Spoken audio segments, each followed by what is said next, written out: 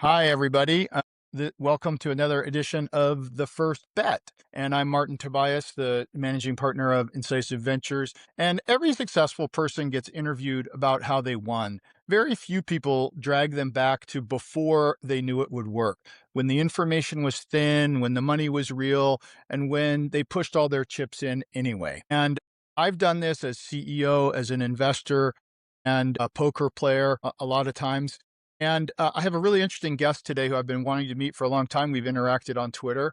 My guest today has 2 decades running, highest grossing nightclubs in Miami. He went there really young and took a chance on becoming a party promoter in Miami.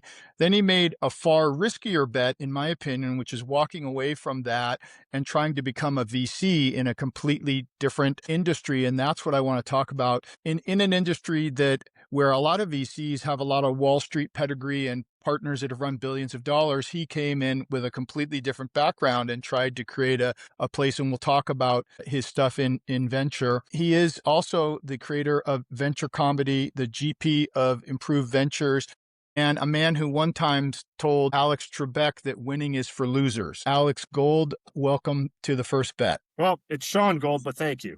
What a risky bet. Oh, Shaun, sorry. Hit me. My AI is all wrong.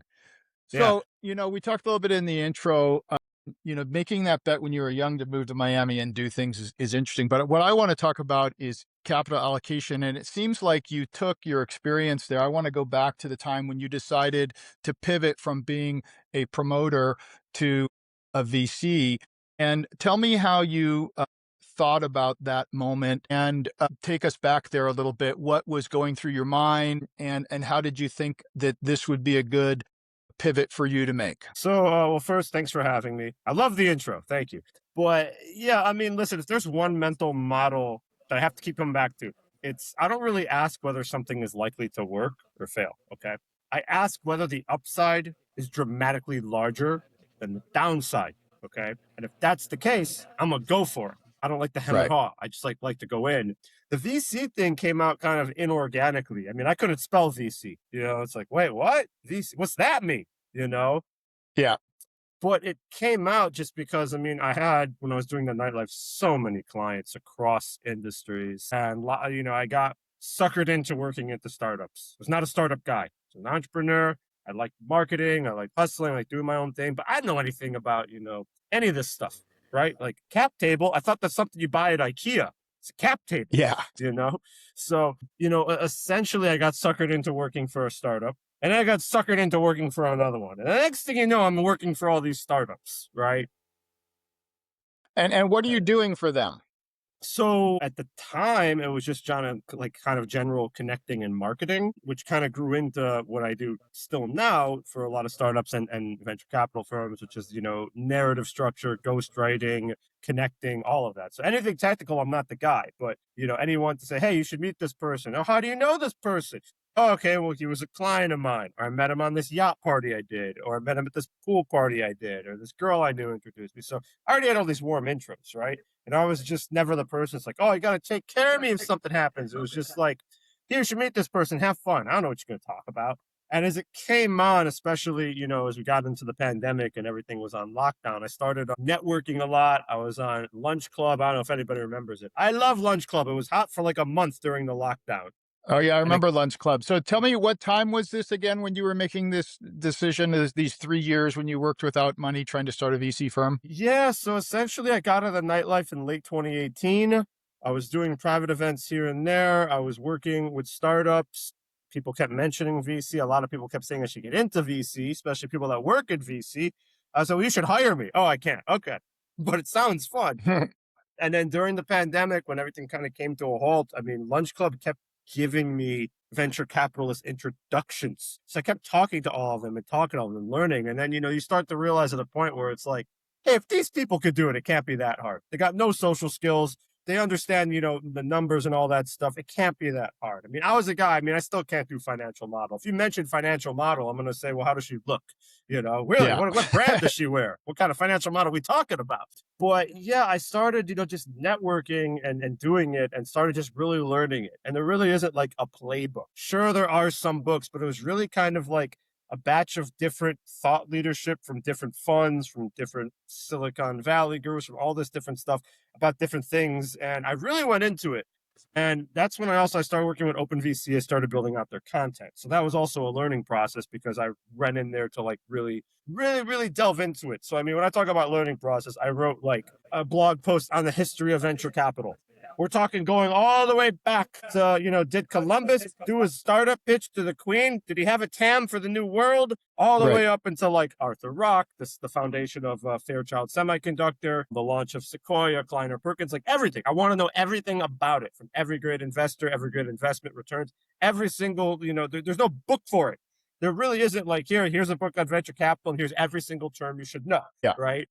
But I thought it was interesting, and then I connected with someone that we just started talking for a long time, and she was starting out a fund with people that actually knew the numbers, right? Like the ex Wall Street people that managed the billions of dollars, the ex hedge fund people. They say hedge fund. I thought they were talking about gardening. I said, what are you talking about? Hedge funds? I got a backyard, but like all that. Well, what I'm good at is, again, kind of seeing things that aren't really there, seeing the opportunity, making fun of the opportunity, and putting the fun in fun. Right. And yeah, it was literally like, there's nothing there. And I think you have to have a measure of, I don't want to say you have to be insane. I have to say that, and this goes for startups as well, that if the thought of something seems crazy to you, then you weren't crazy to begin with. So going back to the mental model of like, listen, is this going to have an upside that's dramatically larger than the downside? A lot of people, even if you have that, are going to say, I need 100K up front to even consider it. It's like, well, this ain't the game for you, right? Or I need all these benefits. I need everything. It's like, listen, I'm used to having nothing to work with. That was nightlife. It was nothing to work with. You were only as good Right. as your last party, right? So that mentality went into this because it's the same thing. You have to think long term. You have to be patient. You have to actually, see things down the line, years down the line that you're probably not going to see.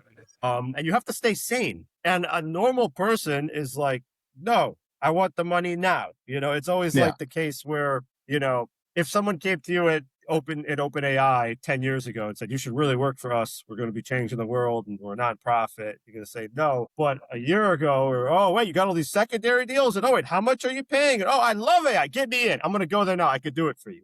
Like, it's too late. It's the same thing that used to happen at the clubs where it's kind of like I would have Justin Bieber, right? Everybody want to come. But when it's the random Wednesday when there's someone you never heard of and it's empty, you won't even pick up the call.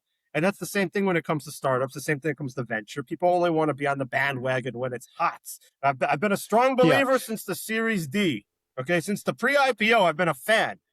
No, not Exactly. since like Yeah. the first days. That's funny. The way you underwrite something when it's later and there's a lot of information is very different than the way you underwrite something early. So you started working on content for some of these other VCs, and I do think that very few of them understand narrative, and so that's a good thing. But take me back to when you decided to start your own fund and ask LPs to give you money or to put your own money into a fund where you thought you were good enough, where you had enough connections to actually be able to be good at picking, startups, because I think that's a different process than, oh, I have some narrative skills. Like how did you decide to deploy your own capital, and how did you convince LPs to give you capital? When So they are used to seeing people that Stanford GSB, Harvard, ex banker or some kind of shit like that. You have a good story, but it's a non-standard story that LPs might be used to hearing. yeah, I mean, well, here's the fun thing about it for everyone that wants to work in venture, raise a fund, or do anything that requires money, because I've done it all. Entertainment properties, startup, anything. It's a long slog, and nothing matters until the wire hits the account. People are going to Mhm. say they love you, they're in, it's going to be great, can't wait to do it, can't wait to join you for the journey. Every single cliche thing, nothing matters. And with the fund that would improve, that was around 2022 when it became real. Like, okay, I'm going to put my money into this. I'm going to make sure we have everything. Because people think, oh, I'm just starting a fund. Okay, well, you can't just start a fund. It's not like going to it's like incorporating an LLC. Okay, it's not just Yeah. it's like you need an auditor. You need to have like everything in place. You need to have your back end, your front end. It's not like here's $500 and let's start investing on Monday. It's not. So it requires a lot of upfront capital just to put the logo out there, right? And the problem is that venture is very fluid. Now, at this time, this was the post 2021, the greatest thing ever. Let's put all the money in. Everything's going to be great. We're going to all be billionaires. And now we know years later that, wait, where the billions go? What happened? It was Yeah. just here. You know, like we learned that. I think if I was going to coin it, it was a 2021 rise of the zombie fund. Right? Everybody started making bets, but the returns have not been there. And our case with it, it was just, our capital, because yeah, we have all the LP contacts. We have people that love us. We have people that support us. They're just not a gangster enough to write a check. My saying is always this, is that everyone's a gangster until they got to wire the money. Okay. That's it. Yeah. That's Yeah. it. You can have 100 emails. You can go to, I don't know, you go to Monaco with them. You can hang out with them, but nobody is real until, hey, what's the All right. number? I'm going to send you the money. And that's what you So kind of tell learn. me Yeah. how big was the first fund, and how much was your and your friends' money versus other people that you had to convince of your strategy? Yeah. So we didn't have any outside. It was all our own capital. All your own capital. I don't want to give, I mean, I don't want to give a number. Okay. It's because it's Okay. just, Oh, that's fine. yeah, That's fine. but it was all our own So it was your own capital. capital. It was our own capital. All right. But we had, what I want to make clear for everyone listening is that we had like close to like a dozen people that were in. Okay. That was a selling point where it's like they're in. We had someone that had their own fund that we're going to roll it into ours. It was going to be like a GPLP structure. Got all the Sure. paperwork. Okay. Everything was in. And then one by one, they were not in.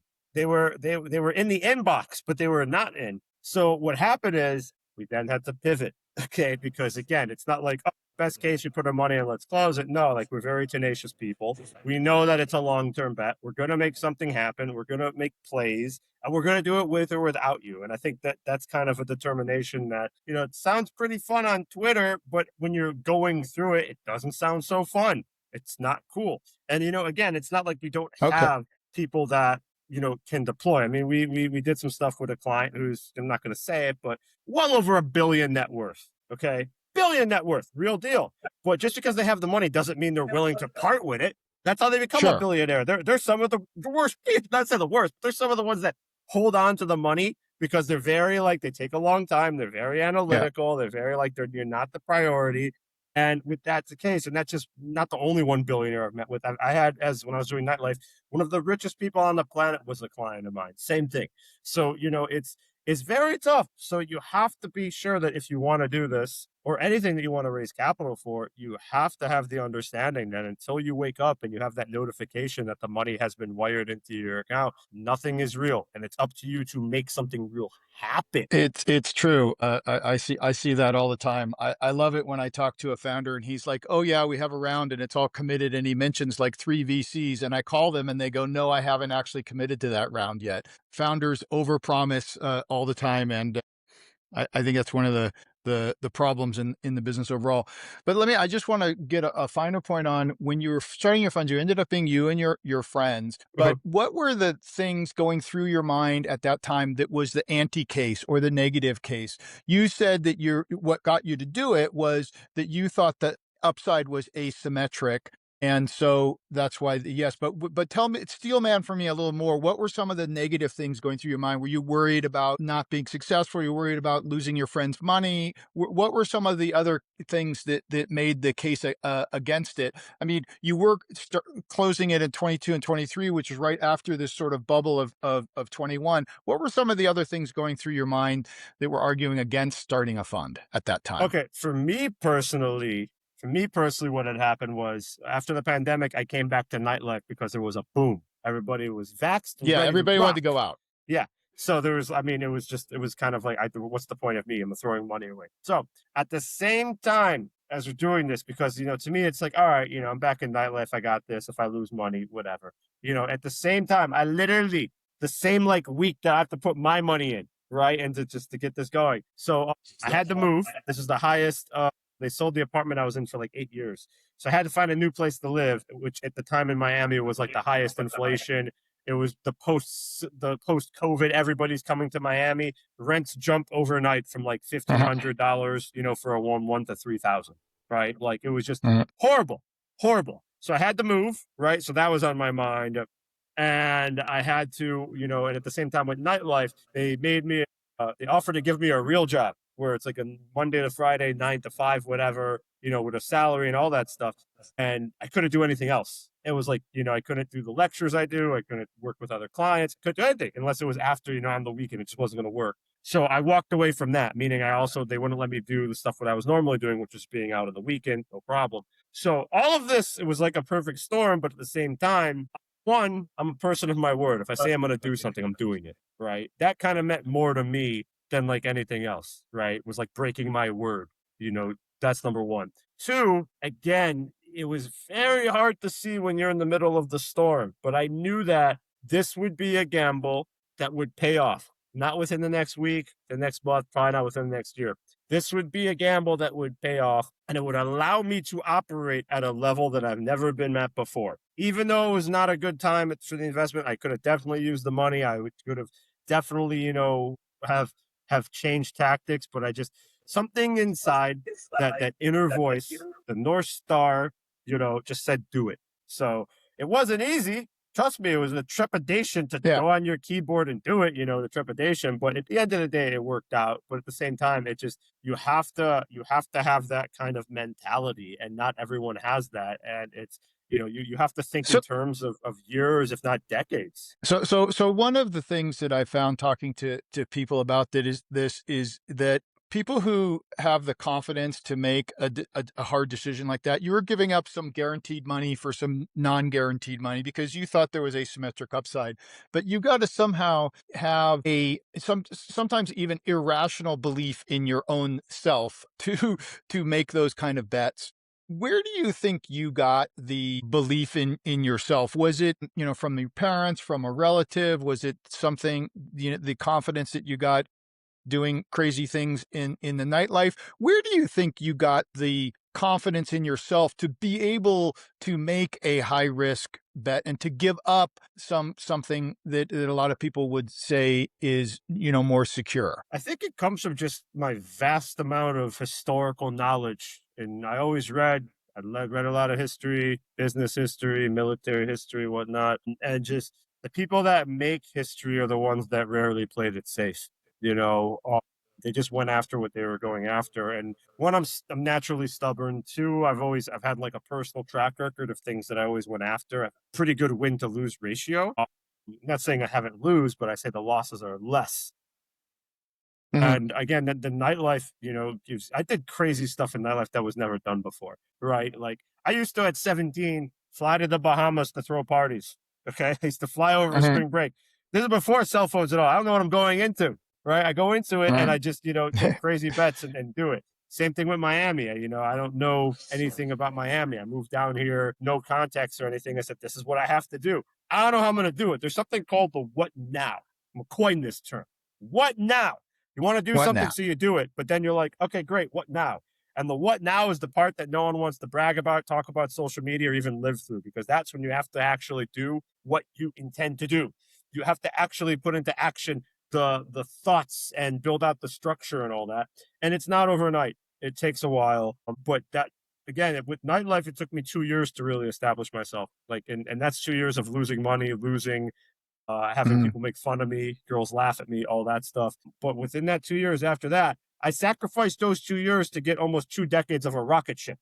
Right. So it's a small, when you look back at it, it's a small thing. So that's kind of also with me where it's like, yeah, you got to eat 12 to 24 months, winter, summer, winter, Yeah. summer. So you got to Right. look at it. You can't So look at it like So day so by so day, you second you by second. you did that in the nightclub business and you had that maybe gave you some confidence to do it again going into venture. So what for listeners here, you've mentioned a couple frameworks of how you make, higher risk decisions. One is if the upside is, much greater than the downside. Are there Mhm. any other frameworks that you use? And I like your what now. What other useful things could listeners pick up from your experience about how to make these higher risk decisions? So I think the thing that a lot of people discount is that they outsource their mind to social media and now to Claude and Right. ChatGPT, but to the free plans, not anything special to the free Yeah. plans. Yeah.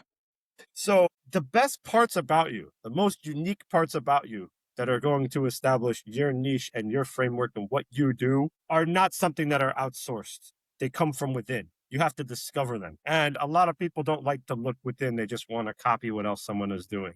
I see it with a lot of founders. They copy the decks, they copy the playbook, they copy other companies. There's nothing that's original, that's a core competency that makes them stand out, both from a personal standpoint and from a venture backable standpoint. So with me, I mean, if you want to think of like, just another framework, I don't want to say I have a career, but why not? Let's say I have a career. I never had a real job, but I guess I have a career. So I kind of bet that career on just being unique, random, weird, Unique. odd.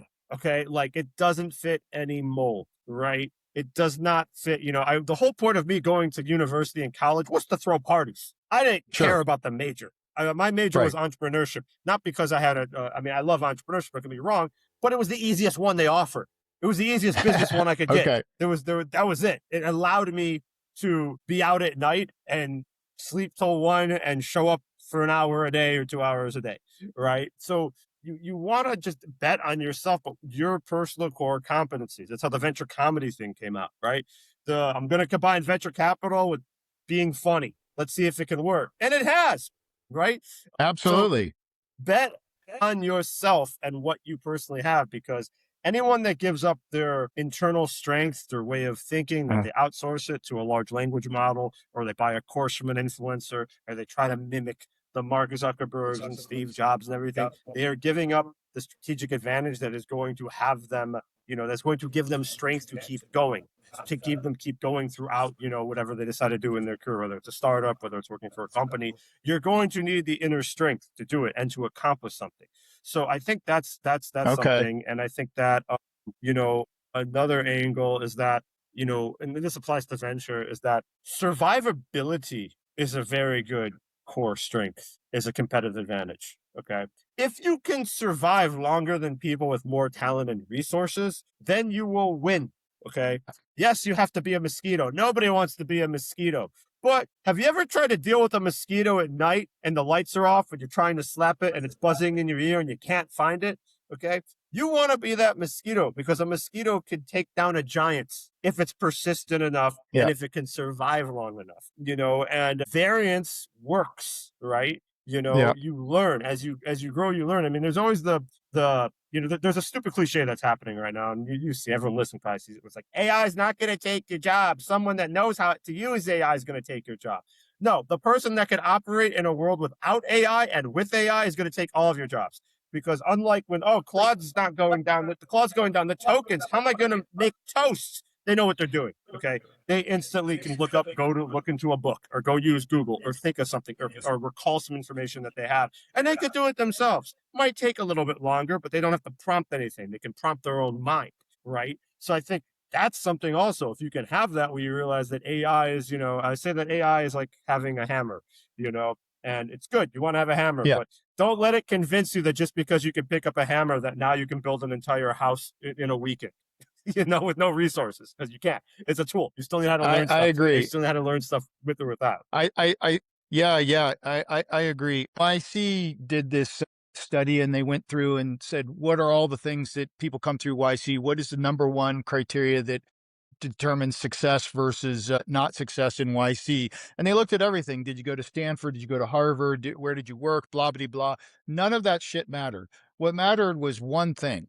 Did the founder quit? Is he not a quitter? And the founders that were not quitters, that stuck to it, that had their own opinion, and even if they pivoted, those were the ones that were successful. It was not correlated to any course that they took or anything like that. And it sounds like that has, gotten, been true in your life too. Even when you didn't know what you're doing, if you didn't quit and just kept swinging the bat, after enough time, it worked out. It's true, but it's after enough time. I mean, I equate it, to be honest, with you're escaping from prison. Okay, you're in the Chateau d'If of your mind, and you're Edmond Dantes. Okay, and you're gonna Yeah. have to chisel through the wall, get through the cell, go under the ground, chisel to the outer wall, make it to the roof, rappel down the roof, get to the ocean, get to the boat, like build the boat. Like That's what it is. It's not sexy. What's sexy is like, look, we're making money. Look, we're doing this. That's sexy. But to get to there, it's very, very difficult. It's nobody wants to start at the bottom, especially now. Uh-huh. Social media gives a lie that it's so easy. I mean, even with all the AI tools, I mean, it's kind of like, OpenAI and Anthropic have tapped into the greatest resource on the planet, the weekend warrior.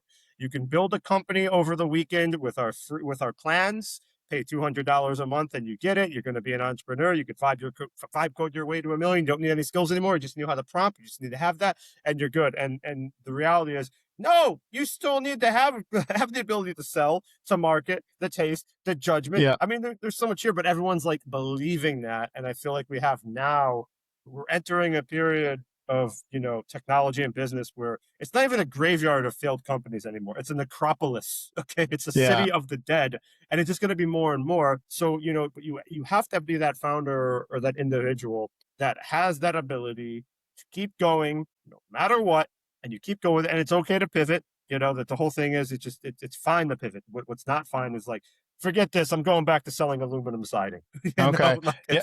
it's you have to stick with what you're doing. Yeah, I agree. I mean, I've been investing for a long time, and the barrier to build the software has gone down, but the distribution is still a problem, and finding a problem that's worth solving is still a problem. I think it's the greatest time to be a startup founder, but it's also harder in ways that people aren't used to. If they think they can just write software, that doesn't solve the problem anymore. You got to be much more attuned to the market, and everybody can write the same software that you can now as fast as anybody can. So let me just summarize. Another thing that you talk a lot about online is mistakes that you see VCs and founders make. You just mentioned one, that founders maybe think that it's easier to start a company than not. What are the primary founders or mistakes that you see, or where people get off track as a founder or as a VC? Well, is this a two-part podcast? Because there's so many, you know. Well, maybe just give us like two or Okay, three of each one, okay. because we're getting close. One, I mean, underestimating how difficult it's going to be, Right. overestimating how easy raising outside capital is going to Yeah. be, and just the general ecosystem. People don't the navigating the ecosystem, right? There's so much that goes into it, and I think when we talk about, you just said trying to find a problem needs to be solving. Okay, first let's solve your internal problem. One, poverty. Let's make some money. Okay, let's have Yeah. a track record in doing what you do very well, so that when you do start a company, you have the track record and the core competencies to deliver on that, right? I don't know anything about biotech, so I'm not going to be in the biotech deck doing anything for a biotech company, even though I might have an idea for it. It just doesn't make sense. The raising capital, I mean, everyone likes to talk about the wins. They go to Twitter, they see all the wins. They go to LinkedIn, they see all the wins, but those are the outliers. There are countless people that don't even get a response. It's something that Uh-huh. it's not sexy to talk about. It's sexy to say I did 500 outreach and that's how I raised 5 million. Not I did 500 outreach and I haven't raised a single dollar, right? People think that raising capital is like Shark Tank. I mean, I've worked with people that are Shark Tank's alums. They've actually went on there and they won and they raised capital and they're on TV and it was great. It's not like that at all, right? Even that Shark Tank episode, what you see for 7 minutes is usually the result of 3 hours that was cut down for TV. The fact that people think that there's this, how should I call it, the trust me bro energy, where it's like, this is going to be the next big thing. Trust me, bro. Okay. Hmm. Why? Just trust me, right? The fact that there's really an over reliance on AI to the point that Claude make me a deck. So all the decks look the same. They're not really putting any thought into the deck or into the storytelling or into what actually goes into a deck. And it's not like it's a cloistered, esoteric, buy my course for the deck. It's none of that. It's pretty much you just have to spend time researching what goes into a deck. We're not trying to trick you. You just have to find the time to do it and put the thought into it, and people don't. People literally still to this day, with all the free resources, with all the podcasts, with everything out there, there are still giving 30 to 40 slide decks for a pre-seed. Yeah. You know, I don't know like why they are. I don't, investors want to see an opportunity, and what I'm looking at makes me want to see an optometrist. Okay, like it's just Yeah. like the Yeah. text. It looks like the Dead Sea Scrolls. Like, what is this? Yeah. So there's just a lot of ignorance that I think that is there in not only just the founder side, but also on the VC side as well. VCs like to champion their one or two wins, right? If that were, it only works in venture capital. If I were to go to an operating room and I need an operation and the doctor came out and said, I'm just going to be straight with you, 9 out of 10 of these fail. But don't worry, if it does work out, you're going to live for 50 more years. But 9 out of 10 fail. Okay, I'll see you in the operating room, right? You would run for the hills. But in venture Totally. capital, you have one win. Forget all the other ones. The one win, and that's it. You got your one win forever, and that's your expertise. That's it. You got that massive one swing that hit the grand slam, and then everything else you don't even talk about. Excuse me, Yeah. what about the 8 other portfolio companies? What? Never heard of them. Let's go back to talking about the Figma, the Facebook, the Uber, Yeah. the OpenAI, the Anthropic, the SpaceX. Like it's always that. So it's very weird, right? And it's also very like it doesn't make sense. I wrote about this last week where if you don't understand venture capital, it's okay because the people working in venture capital probably don't understand it either. What do I mean by that? I mean that venture capital makes a big deal. A lot of early stage funds make a big deal of seeing something that's never been done before by someone that's never done it, new talent, new blood in a company that's going to change the industry and the world for generations to come. And when you first apply and you get a meeting, the first thing that venture capitalists will ask is, have you done this before? What? You just said you want something that's never been done before. It's never been done before. It says right here on the thesis, reach out if you're building something that's never been done before. It's like saying, okay, I'm working on teleportation. Have you teleported something? No, I haven't. Okay, well, come back when you have. Wait, what? you know? Yeah. Or it's kind of like, the track record, right? Yes, you need to have a track record of doing it, but if you're doing something new and you're building something new, then it's kind of like, well, what have you done before similar to this? Nothing. We just went over this, right? So it's a very like awkward and very weird. So I try to make sense of it through the comedy. I try to make sense of it so that people understand. Because I do think venture capital, a lot of them take themselves way too Mm, seriously. It's like you're writing a check for a new invoicing tool. You're not saving the whales. Let's yeah. relax. Okay, let's calm down, Chad. Okay, it's a new invoicing tool that integrates with your CRM. It's not the world changing, universe shattering thing that it is. So Yeah. there's a I lot mean, of things. there's very few of those, and the vast majority of venture capital does get deployed to solving just sort of pedestrian problems. I mean, there's very few unicorns for a reason. There are very few people like Elon Musk that can say we're going to fucking Mars, and everybody's like, okay. So not everybody's like that. Well, I really appreciate your perspective, and thanks for going deep on some of these hard decisions that you've made. Maybe you can tell, we'll put it in the show notes, but where can people find your commentary? And I do think that your combination of comedy and writing does a good job of helping founders and VCs understand this hard problem that they're both trying to work in. Oh, Where can that's a people find you? testimonial going into my fundraising deck. Don't worry, there will be no decks. It's okay. I appreciate it. So yeah, LinkedIn primarily and X. It depends how much you want to read. LinkedIn is more of long form. I like LinkedIn. I like connecting with people who actually have a real profile picture and not lasers coming out of their eyes. It's a personal preference, just me. But I'm also on X, so we'll put those down there. And we're launching a YouTube channel, hopefully at the end of the summer. If you love the content, you're going to love the videos. That's right, venture comedy videos coming out. So I'm pretty excited about that, bringing it to life. And yeah, feel free to reach out. But when I mean reaching out, I mean do not send me a chat GPT generated slot message with my name spelled wrong, with the brackets still in there, along with your deck, business plan, marketing plan, and the partridge in a pear tree. Just say, hi, heard you on the podcast. It's funny. Cool. That's all you need to say. Okay. And don't Trojan horse me with it's funny. And you know what's also funny?